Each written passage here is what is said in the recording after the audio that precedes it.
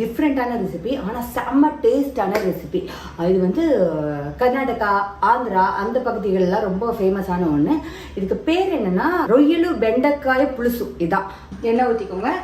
எண்ணெய் சூடானோடனே இதில் நம்ம வந்து தாளிக்கிறதுக்கு வெறும் சீரகம் மட்டும்தான் போடுவோம். 2 மீடியம் சைஸ் வெங்காயம் பொடியாக நறுக்கி வச்சுருக்கேன். ஒரு 3 பச்சை மிளகாய் 2 கீறி வச்சுருக்கேன். அதுக்கும்போது சும்மா கொஞ்சம் உப்பு போட்டுக்கோங்க. 1 ஸ்பூன் இஞ்சி பூண்டு பேஸ்ட்டு. இப்போ நான் என்ன பண்ணுறேன்னா வெண்டைக்காய் போடுறேன். இப்போ வெண்டைக்காய் போட்டு ஒரு 2-3 மினிட்ஸ் நல்லா வதக்கிட்டு 1/2 கிலோ இறாவை இதில் சேர்க்குறோம். ப்ரான் போட்டுட்டு அதை வதக்கும் போது நம்ம என்ன பண்ண போகிறோம், இதில் ஒரு 1/2 ஸ்பூன் கரம் மசாலா, 2 ஸ்பூன் குழம்பு மிளகாத்தூள். இப்போது எவ்வளோ பச்சை மிளகாய் போடணும், எவ்வளோ மிளகாத்தூள் போடணும் அப்படின்றது நீங்கள் உங்கள் வீட்டுக்கு ஆரத்துக்கு ஏற்ற மாதிரி உங்களுக்கு பிடிச்ச மாதிரி நீங்கள் மாற்றிக்கலாம். இது முங்குற அளவுக்கு தண்ணி ஊற்றணும்.